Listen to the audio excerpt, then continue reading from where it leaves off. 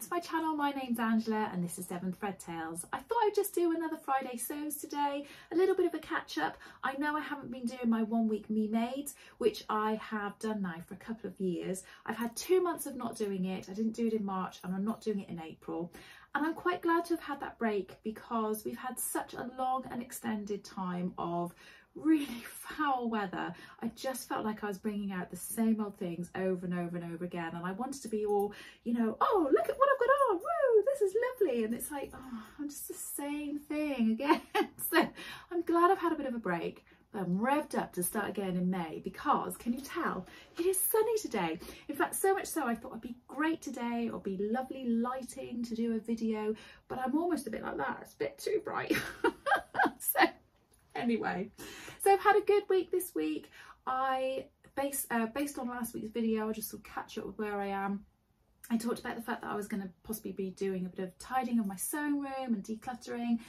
I've definitely done that. I don't know if you can see a little bit in the corner there. You can just see a bit of a pink bag. There is actually a big mound of stuff over there. Things that I've cleared out of my cupboard, which I need to go through and sort out. I need to either get rid of some fabric, as in fabric scraps. You know when you get a bit like this, so you have sort of bits of fabric where you've kind of got too much that you don't want to throw it away, but it's really not enough to actually make a garment out of. I hate it when I've got bits of fabric like that. So I've got lots of pieces like that which I really need to sort through and decide what I'm going to do. Now, I'm either going to take them to the scrap store, or something which I haven't told you about yet. My sister and her friend have started a charity and they are making stoma bags, cuddle cushions, all sorts of different things to make people more comfortable and have a bit more sort of colour and things like that to use after they've had major surgery for things like mastectomies and that kind of thing. They are called Little Sewn Comforts, and if you could go over to Instagram and give them a follow, that would be absolutely fantastic. They basically supply all of these different things to people. They don't charge for any of it. They give them to hospitals, they give them to individuals. All they do is they try to get fabric donated. So I think a lot of my scrappy bits of fabric are going to go to them, because what they do, even if they get bits of fabric, like say if it was like just that big, they actually cut them and sew them all together and patchwork them together to make these things, and it's absolutely fantastic. I will put a link in to their website and to their Instagram. I say their website, I think they've got a website, but their website and their Instagram down below, just in case anybody's interested in getting involved or just wants to see what they do. But my sister hasn't been sewing that long. She's been only sewing about 12 months or so, and she's absolutely loving it. I would say she's in the honeymoon period, you know, that bit where you just eat, live, breathe, sleep, whatever, sewing, and you can't think of anything else. It's quite hilarious because I do remember being in that stage, and I still feel like that at times, but she's really in it. It's quite entertaining. Anyway, so I'm going to be doing a bit more sorting of that. I've definitely got some fabrics that I want to destash, which I will talk to you about in a moment as well. So I've been doing a bit of that, but still have loads more to do. I did finish my hoodie, which I shared with you a little bit that I'd half made last week. I'm really happy with it. There's a few things I'm definitely going to tweak the next time I make it, because I would like to make it again. I'll put a picture of it up here, but I am going to do a video on all of my makes once I've got a fair few to be able to show you, so I will talk about it a bit more in depth then. But that's my chalk and notch page hoodie. I have also done my ironing board cover. Now, I went through all of my fabrics and I found these, and I'm going to show you these twice. This is the fabric I was talking about that I thought I would use to make my apron. So the kitchen, is that upside down? I think that might be upside down. Kitchen utensils and things like that. So I think that is probably the most perfect fabric for the apron. And it's just a cotton fabric. But I also came across this cotton fabric and this and this. I don't know if you remember this. Years ago I bought this because I thought I was going to make a dress that I'd wear when I worked at the school, but obviously I've left the school now, so the chance of me ever making this into a dress is not likely.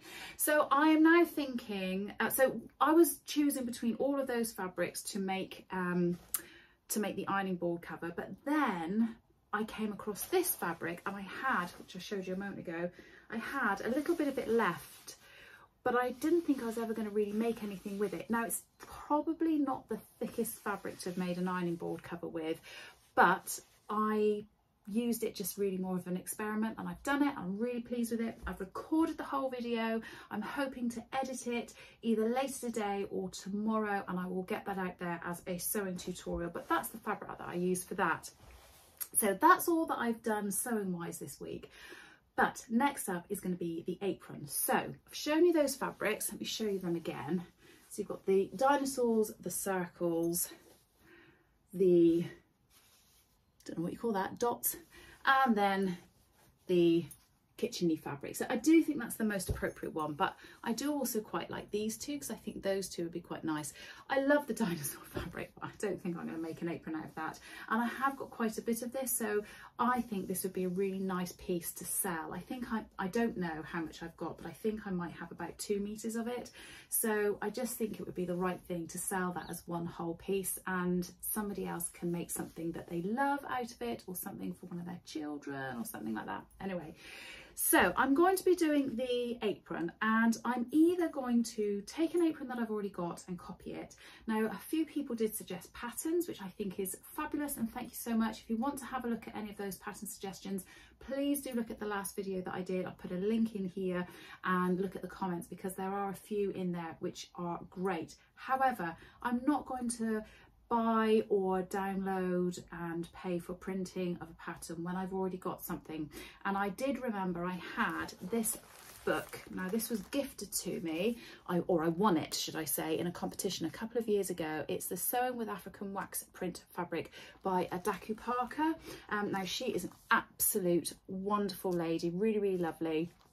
And she sells this African wax fabric, and she makes her own patterns. She's done this book. I don't know if she's got another book, but she's definitely got individual patterns, and I've bought some of those as well.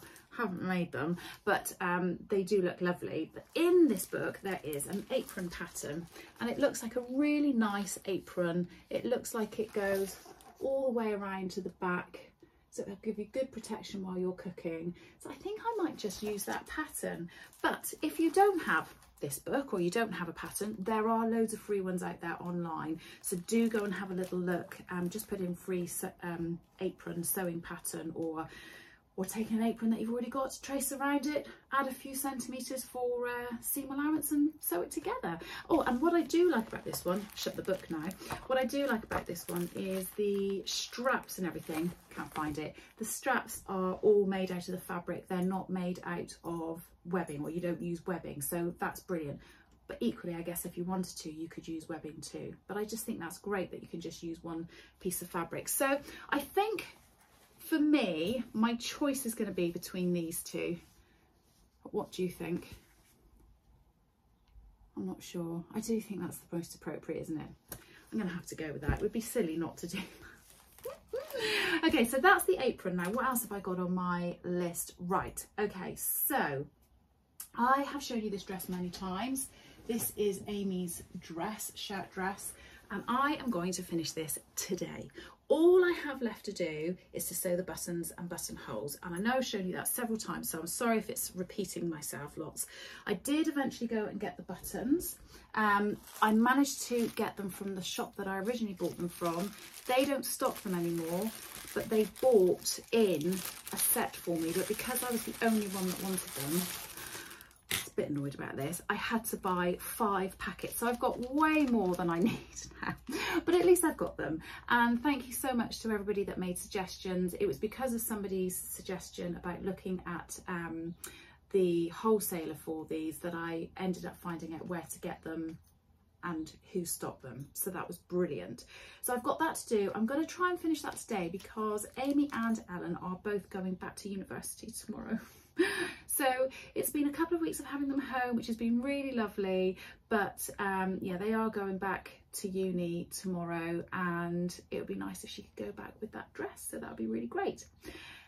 On the subject of dresses and buttons, and I do feel like as you can probably tell, my Sojo is coming back. I'm still not sort of like right there. I still feel like getting this all sorted and tidied will really, really help with that and really sort of rev me up. But on the subject of buttons, I do not like sewing buttons and buttonholes. On this dress, I think it's going to be okay because it's fairly straightforward fitting. She's tried it on, it fits her perfectly. I mean, absolutely perfectly. It looks lovely. She's really pleased with it. So I think that's going to be fairly straightforward, and this fabric is stable, so doing the buttonholes on that I think will be absolutely fine. So I'll get that done today. But this dress, which again I have shown you several times, and I apologise because you're probably thinking, come on, show me something new. But I have this dress and I still haven't sewn the buttons on, and that's because I really detest sewing buttons and buttonholes. I just really can't stand it. I really can't. Now this is the McCall's M7974, and I've been put off finishing it because the weather's been so dire. But I'm just thinking, oh my gosh, maybe we are in for some nicer weather. It's sunny today. I just feel so great. It feels lovely that it's sunny. I'm going to go out for a little bit of a walk in a minute, which is nice. And my youngest daughter Ellen has said, oh, can we pop over to Dunelm? I don't know what it is. The girls love housey stuff. They like going looking at all the knickknacks and things like that. So we're going to go to Dunelm and probably have a coffee or something. So I want to finish this, and I've decided, and I want your opinion, I've decided, because Cara from So Mad said, oh, why don't you just sew it up and just slip it on over your head? Great suggestion, but it doesn't fit over my head. If I do this up, it's too tight around the waist to fit over my bust, and I certainly can't get it up over my hips. So what I'm wondering is whether I can unpick the side seam and put in an invisible zip, and then put it on, pin it all up so I know exactly where it fits perfectly, sew it together and put the buttonholes on. Now I do think that unpicking the side seam is going to be slightly harder than what that sounds like it's going to be, because here's the side seam, so down here, and I do think that the pocket, I think I've misaligned that seam there a little bit, but I do think I can probably get around that. I think I just need to have a little bit of a wiggle and a bit of a play around, but I think that might be an easy way of doing it. And it means that in the future, if it works, I will do that pre-sewing the side seam and then never worry about buttons again. Because like I say, I can't stand them, I really can't. It's not that I'm opposed to buttons on garments. Buttons on garments are fine. I just don't like sewing them. I don't like fitting them and measuring them and seeing where they need to go. They just send me into a little bit of frenzy. It's really weird. So that's 2 garments. Now, I also want to talk to you about blouses. So I'm looking at my list again. I'm always doing that, aren't I? I want to sew a blouse for the Sew April Blouse Challenge, and I did a video on that recently with all the different blouse ideas that were in there, and I really want to get involved and I really want to sew something, so I need to get on it because it's the 12th today. So I need to do something that's simple, and I can't decide whether to do something that I've already made so that I don't have any fitting issues, or whether to just go for something, you know, really new and just try something new. Now I do fancy the Tilda blouse by Maison Faux, which is a free sewing pattern, and I've got this fabric. Now, you know, I said I wasn't going to buy any fabric. I went to the what was it called? It was called the Craft for Crafters Sewing for All, I think it's called, or Sewing for Pleasure, in Exeter. I went there with Helen from Stitch Rip Repeat, and I did buy this double gauze. I did actually buy a couple of pieces of fabric, which was quite nice, bearing in mind I didn't buy anything at the Stitch Festival. In fact, shall I show you that fabric? I'll show it to you. But this is one of them. So this is a double gauze. Now, I don't know if you've heard me say this before, but I'm not a lover of double gauze at all. I really don't like it. I don't particularly enjoy sewing with it. I don't necessarily think it's a nice fabric. Now, I'm sorry if you are a lover of double gauze. It's just not my bag, and we're all allowed to like different things, aren't we? But I saw this, so you're probably thinking, why have you bought double gauze if you really don't like it? It's because look at the bottom of it. Hang on, let me scrunch it up so I can show you. Look at the bottom of it. It's a border print, and I was totally inspired by Cara, who's so mad, by her recent blouse that she made, another Maison Fauve blouse, and she had actually cut, because hers was an embroidery anglais fabric, but she'd cut her so it was scalloped along the bottom and left it like that along the bottom edge of her blouse, and I was like, oh, that's such a pretty idea. But when I saw this, I thought, oh, I could do that with that, and I thought this is such lovely fabric that it would make a really nice blouse for the summer, wouldn't it? Something lightweight, something simple. And I'm thinking the Tilda blouse with that little bit of detail across there. I'm just not sure about the sleeves. I think that's what's putting me off. But I do think something very simple, nothing with buttons.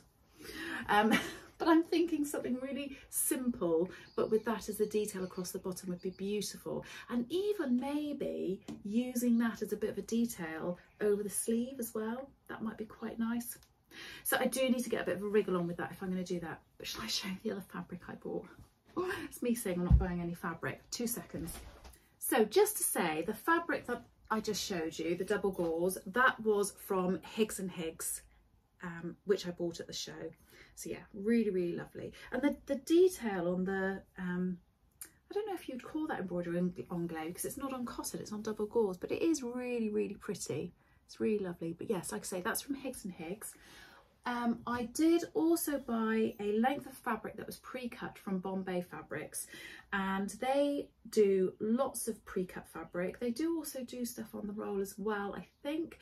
Normally it's jerseys and things like that, but they had some viscoses, and I really want to try to make the Sati skirt, which is a pattern by Vicky Sews, which is a bias cut skirt but with an elasticated waistband, but it doesn't look gathered and sort of pinched in with elastic, it just sits nice and flat.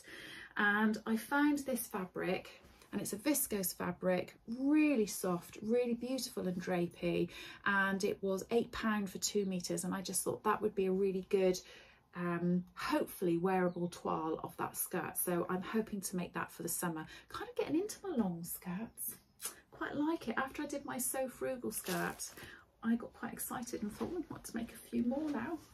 So on skirts, I also bought another fabric, and I think you might be a bit shocked when I show you this. Oh, if you've seen it over on Instagram, then I'm sorry, it's no surprise to you.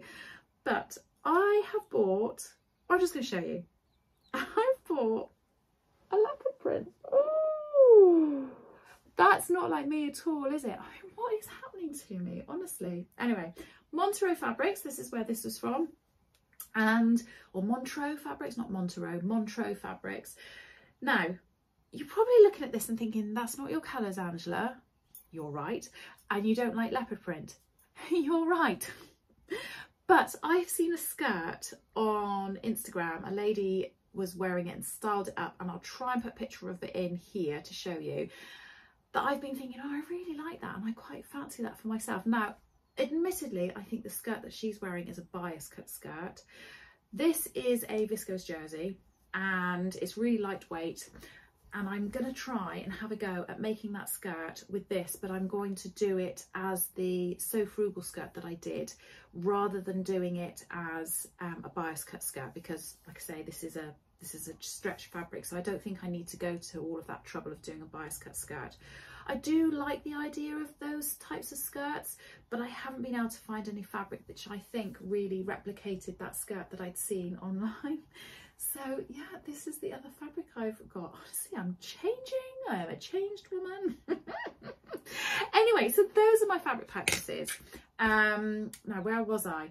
Blouses. So yes, I don't know what I'm going to make. I think I'm going to make the Tilda blouse, but if you've got any other pattern suggestions, do let me know. I don't think I'm going to be making multiple blouses. I think it is only going to be one, which is a bit of a shame, because I've seen such beautiful blouses popping up all over Instagram. Do go and have a look at the Sew April Blouse 24 hashtag on Instagram if you haven't seen it. But yes, I think that is going to make a really nice simple blouse. I just need to be 100% sure on which blouse I do. And if I do the tilde blouse, do I do a toile? I always think that's the biggest question. There's so many thoughts on that, isn't there? People say, well, just make a wearable toile. Okay. Some people say, no, just go for it, just do it. Life's too short, just make what you want to make, and if it goes wrong, well, you can adjust it. Yes, you can adjust it, but sometimes it's too wrong that you can't adjust it. And then some people are out and out, no, you just make a toile, and then you know where you are. And it's like, okay, but I do have very precious time. I don't have a lot of time. So yeah, anyway, right, I'm gonna stop going on about blouses. So what am I going to be doing for the week ahead? So like I say, I'm going to finish editing my video for the ironing board sew along, so that will be up very soon, probably on Sunday, I would say. I'm going to hopefully get a blouse or some version sorted. I'm definitely going to be making an apron. Oh, and today I'll be finishing Amy's dress.